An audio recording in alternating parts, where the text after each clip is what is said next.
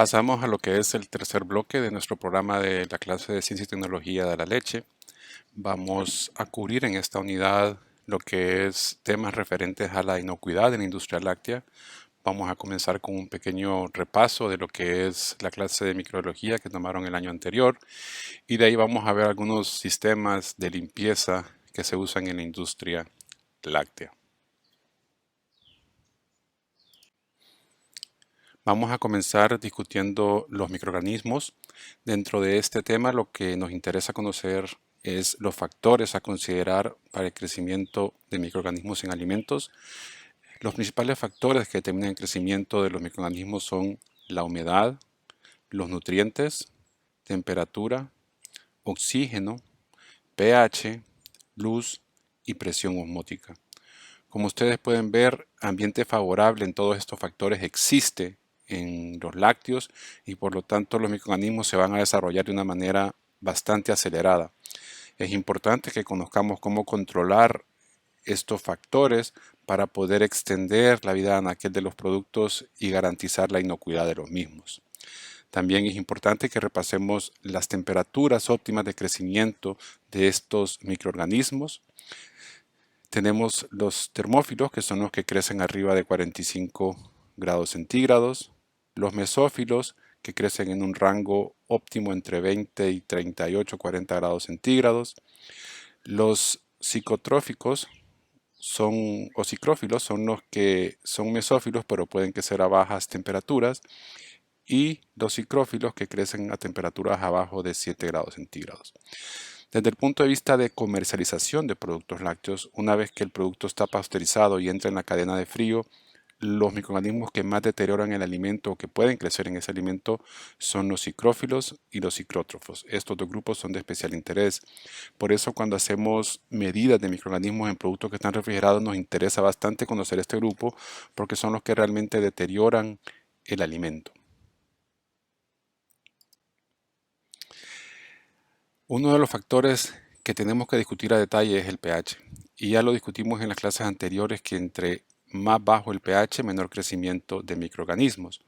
También ya vimos que la leche tiene un pH cerca de la neutralidad de 6.5 a 6.7 y por lo tanto a ese nivel de pH de acidez 6.5, 6.7 o una acidez titulable de 0.14 a 0.16, ustedes pueden tener crecimiento de bacterias, levaduras y hongos. Entonces tenemos que ver que a ese rango nuestra materia prima es susceptible al crecimiento de estos tres tipos de microorganismos. A medida que bajamos podemos ir viendo cómo se reduce el crecimiento de los mismos.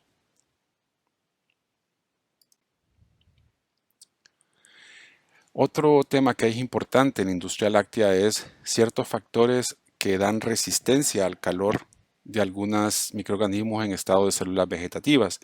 Esto es primordialmente importante por el tema de la pasteurización, dado que la pasteurización es el principal método de preservación que usamos en esta área.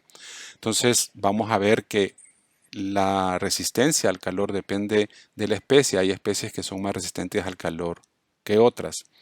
Entre más alta la temperatura óptima de crecimiento, mayor resistencia al tratamiento térmico. Por lo tanto, las bacterias termófilas, que ya lo vimos, son las que crecen arriba de 45 grados centígrados y las que usamos en la producción de yogur, así como las termodúricas, que toleran temperaturas arriba de 60 grados centígrados, son las que nos preocupan que sobrevivan al tratamiento térmico. También, entre más alto el contenido de lípidos dentro de la célula, mayor va a ser la resistencia al tratamiento térmico, dado que la grasa es un aislante. Entonces eso protege a las bacterias del efecto del tratamiento térmico. Bacterias que tienden a agruparse también tienden a sobrevivir bastante la pasteurización, dado que, ejemplo, los cocos tienden a agruparse como grupos de uvas y las bacterias que están en el centro pueden sobrevivir a tratamientos térmicos. Las bacterias también son más susceptibles a la temperatura o al tratamiento térmico cuando están en la etapa de adaptación o están en la etapa de estabilidad. Cuando están en la etapa de lock o de crecimiento más acelerado son más resistentes al tratamiento térmico. Y como ustedes ya saben, entre más bajo el pH, más baja la actividad de agua y más bajo el contenido de grasa del alimento, más sensibles son las bacterias o los microorganismos al tratamiento térmico. Aquí vamos a repasar un poco de lo que vimos en la primera clase. Si ustedes se acuerdan, dijimos que una de las prácticas de ordeño que se usa frecuentemente es el despunte. El despunte se usa porque los primeros chorros de la leche son los que están más cercanos al canal del pezón y esos chorros tienen un alto conteo de bacterias como ustedes pueden ver aquí, 7500 UFCs por ml. Entonces es importante hacer el despunte para descargar esos primeros chorros y generalmente se usan para hacer la prueba de tazón oscuro y si hay sospechas en la prueba de tazón oscuro se usan para hacer la prueba de CMT. A medida que avanzamos en el ordeño, el conteo de bacterias baja a 2000 UFCs por ml y al terminar el ordeño, o sea, en la parte superior de la ubre, podemos bajar hasta 800 UFCs por ml. Por eso les decía yo en clase que la leche dentro de la vaca no está estéril, sino que tiene un conteo de bacterias que ronda entre 800 y 1500 UFCs por ml en promedio. Pero puede llegar hasta 2000 como lo dice acá la gráfica. Vamos a ver ahora los principales patógenos que se encuentran en los productos lácteos. Estas 7 bacterias las deberían ustedes de conocer bastante bien del curso de microbiología. Vamos a comenzar con Coxiella burnetii, que es la bacteria que determina la temperatura y tiempo de pasteurización actual. Es el patógeno que tolera más alta temperatura y que provoca la fiebre Q, que es una enfermedad sistémica que causa alteraciones en la piel y otro tipo de síntomas. Después tenemos Mycobacterium tuberculosis, que causa la tuberculosis y durante los años 20 y 30 del siglo pasado causó muchas muertes. Esta bacteria, como ya les he contado, si un animal tiene tuberculosis, esa tuberculosis se puede pasar a los seres humanos a través de productos lácteos crudos o consumiendo leche al pie de la vaca, como ustedes ya ven que alguna gente lo hace.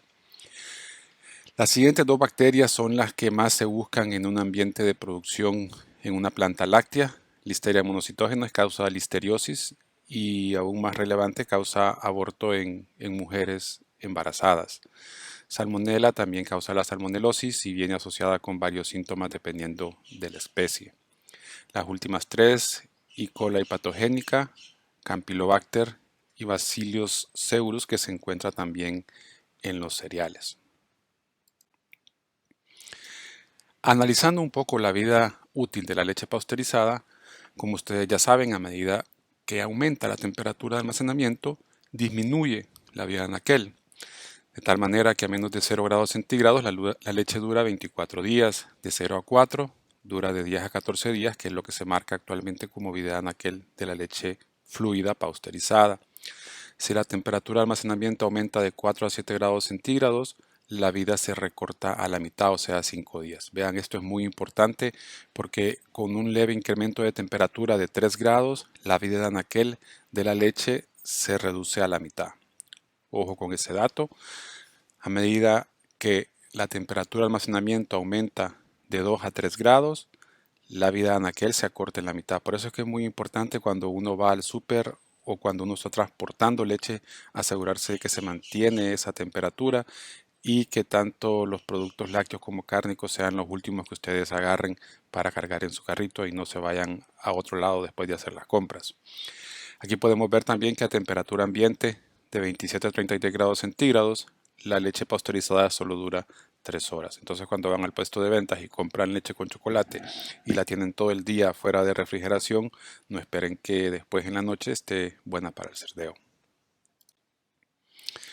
Otros productos lácteos en los cuales podemos ver la vida en aquel, como ya vimos, la leche cruda a 4 grados centígrados dura 2 días, leche pasteurizada de 10 a 14 días, la crema pasteurizada dura de 15 a 30 días, queso fresco como el queso crema dura 30 días, yogur 30 días, crema ácida entre 30 y 60 días, leche congelada a menos 25 grados centígrados 60 días, leche esterilizada almacenada a 10 grados centígrados 60 días, mantequilla refrigerada 4 grados centígrados 60 días y de ahí tienen los otros productos que ustedes pueden ver en el cuadro del lado derecho.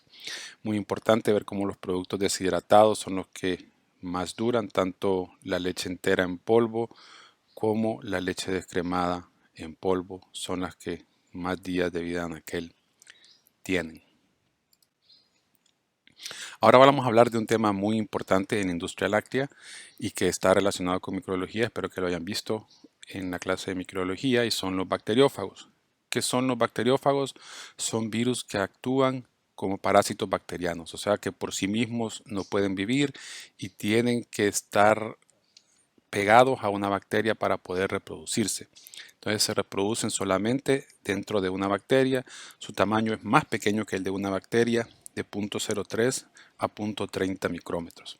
Aquí tienen un diagrama típico de un bacteriófago. Esta es la cabeza que contiene el DNA. ¿Okay? Ese es el DNA que se inyecta dentro de la bacteria y reemplaza el DNA o el ADN de la bacteria, y empieza la bacteria a reproducir el bacteriófago en vez de seguirse reproduciendo ella.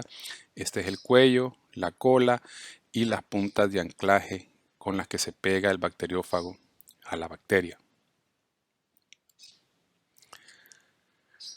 Acá tienen una foto de un bacteriófago tomado en un SEM, que es un Scanning Electron Microscope. Ese es un microscopio especial para ver objetos pequeños y que la muestra es rociada con partículas de oro o plata para poder tomar las fotografías y ver en ese microscopio. Aquí tienen la cabeza del bacteriófago, el cuello y lo que son las puntas o con cómo se pega el bacteriófago a la bacteria. Aquí tienen una foto de una bacteria siendo atacada por bacteriófagos. Todos estos que ven acá son bacteriófagos. Pueden ver claramente la cabeza del bacteriófago y las colas que se pegan a la pared celular o la membrana de la bacteria, y de ahí empiezan su ciclo de destrucción, que se lo voy a explicar más adelante. Otra figura que le muestra ya bacteriófagos anclados a la pared de la bacteria. Como pueden ver, las cabezas quedan hacia afuera y las puntas y las espinas o spikes quedan pegados hacia la bacteria, y después se inyecta el material celular que está en la cabeza, el ADN o el DNA, se inyecta a la bacteria y la bacteria empieza a reproducir más el bacteriófago que la bacteria misma.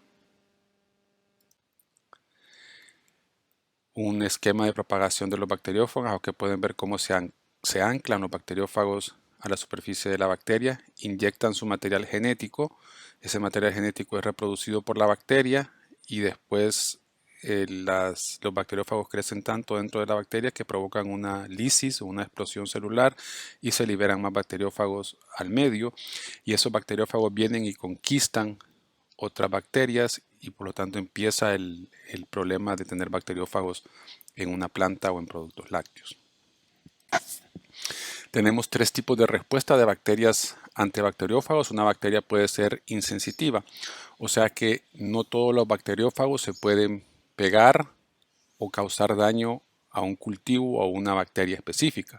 Entonces, cuando la respuesta es insensitiva es porque no hay afinidad entre la bacteria y el bacteriófago, o fago como le decimos en industria láctea, o sea que el fago no afecta a la bacteria sigue creciendo normalmente.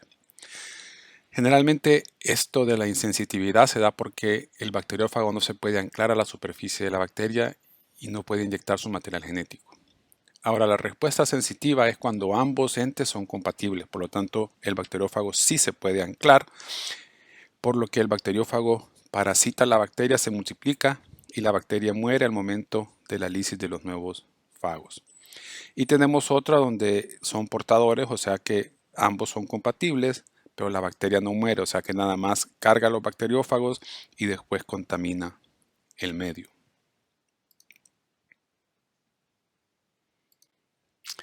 Algunos bacteriófagos específicos pueden usarse para el control de patógenos o de deterioradores en la industria de alimentos. Esto es un área de mucha investigación y hemos hecho tesis acá acerca de esto. Sería un buen tema para algunos de ustedes si lo quieren considerar a futuro.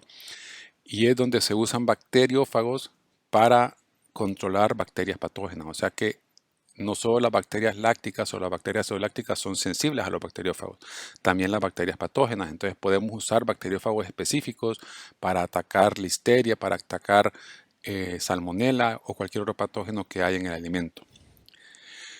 Pero mayormente en la industria láctea los bacteriófagos pueden ser un problema porque afectan los cultivos lácticos que se requieren para elaboración de productos fermentados. O sea que si yo tengo bacteriófagos en la quesera o en el tanque donde incubo el yogur o en la leche, esos bacteriófagos no van a dejar que las bacterias lácticas crezcan y por lo tanto no voy a poder desarrollar la acidez, los sabores, el aroma que esos productos requieren y que son esperados por el consumidor. Aquí pueden ver ustedes claramente cómo el crecimiento bacteriano o el crecimiento del cultivo es influenciado por el fago. Aquí tienen ustedes en rojo lo que es un cultivo no infectado y esta es una curva de crecimiento normal. Cuando hay presencia de fagos, que es la línea azul, el cultivo empieza a desarrollarse normalmente, pero de ahí los bacteriófagos atacan y el cultivo que está en verde, que es sensible, se viene para el suelo, o sea que no crece nada y el número de bacteriófagos sí sigue creciendo. Entonces, desde ese punto de vista, cuando hay bacteriófagos es imposible sacar productos lácteos fermentados. Aquí mostramos nuevamente lo que es el ciclo de reproducción de los fagos. Como ustedes pueden ver, tienen un starter, que es el cultivo normal, o sea, las bacterias que agregamos para fermentar productos lácteos, como ya los dije, de quesos, crema ácida, yogur, cualquier producto fermentado que ustedes puedan elaborar. Una vez que el bacteriófago entra, la bacteria se deja de reproducir y lo que empieza a hacer la bacteria es a reproducir el fago. El número de fagos que pueden salir de una bacteria se ha estimado que puede andar entre 100 a 300 fagos por cada bacteria. Y se ha estimado también que una bacteria oclusiona o se da la lisis de una bacteria dependiendo de la sensitividad cada media hora, cada 2 horas. O sea que pueden llegar a tener miles de fagos en el ambiente en cuestión de horas. Y por eso es que es muy importante este tema de los bacteriófagos. Como ya lo vimos, la propagación de los bacteriófagos depende de la susceptibilidad de la bacteria al virus. Entre más susceptible sea esa bacteria y más alta la temperatura, más rápido se va la propagación de los bacteriófagos, como ya vimos en el slide anterior. Se ha encontrado a través de investigaciones que los bacteriófagos, en este caso que son virus, pueden resistir en paredes, pisos o equipos de plantas y laboratorios hasta por más de 20 años. Por eso es que es muy importante mantener las superficies de la planta limpias y desinfectadas todo el tiempo, especialmente al finalizar el día, porque estos espacios proveen un escondite o un lugar perfecto para que los bacteriófagos se escondan y después cuando vienen los operarios o ustedes en este caso y rocean con agua de las mangueras las paredes o el piso, esa agua viene y salpica a equipos y a productos y de ahí se transfiere ese bacteriófago hacia ambientes de producción. Pero no todo es malo, también tenemos problemas, pero hay soluciones. En el caso de bacteriófagos, las soluciones para esta situación son tres, las que se usan en la industria. Número uno es rotación de cultivos. Eso quiere decir usar diferentes cepas de bacterias y no las mismas cepas todo el tiempo. Por ejemplo, en el caso de queso crema, usamos Lactococcus lactis o especie Cremoris y Lactococcus lactis o especie Lactis, que vienen mezcladas en un sobre liofilizado y se conoce como R04, que así es como lo vende la casa distribuidora Christian Hansen. Entonces Christian Hansen vende ese cultivo en diferentes cepas. Una es 704, que es la que más se usa, pero también hay otras 705 y 706. Entonces podemos alternar el uso de esas cepas de ese cultivo para queso y pasar 6 meses con 704, 6 meses con 705, 6 meses con 706 y después volver a 704. Y esa rotación de cultivos hace que se disminuya el riesgo de que un bacteriófago se acostumbre a encontrar una bacteria sensitiva. Otra solución es el asperjado de superficies, en este caso paredes, piso y equipo, con una solución de cloro a 500 partes por millón. Normalmente se usa una solución a 200 partes por millón, pero para poder destruir los bacteriófagos vamos a duplicar y un poco más la concentración de cloro hasta 500 partes por millón. Y la otra solución que se usa es usar cultivos DBS, o sea, de uso directo, que es lo que hacemos en la planta. Tenemos los sobres y esos sobres vienen con el cultivo estéril y congelado, se abren asépticamente y se vacían dentro de la tina de quesos o del tanque donde va a incubrir el yogur, y ahí se reduce el riesgo de contaminación. Cada sobre de esos cultivos cuesta en promedio entre 25 y 30 dólares. Entonces muchas plantas, para ahorrar dinero, tratan de abrir esos sobres y propagarlos en leche. O sea que vienen y agarran el polvo que viene adentro, lo agregan a la leche y empiezan a reproducirlo y a sacar más bacterias y a sacar más bacterias. En ese proceso de reproducción de esos cultivos se aumenta el riesgo de contaminación de bacteriófagos y tener posteriores problemas. Entonces lo mejor es usar cultivos DBS, Direct Bat Set, que es lo que hacemos en la planta. Les voy a enseñar fotografías y cómo se usa la propagación de cultivos en la clase de cultivos lácticos que viene más adelante.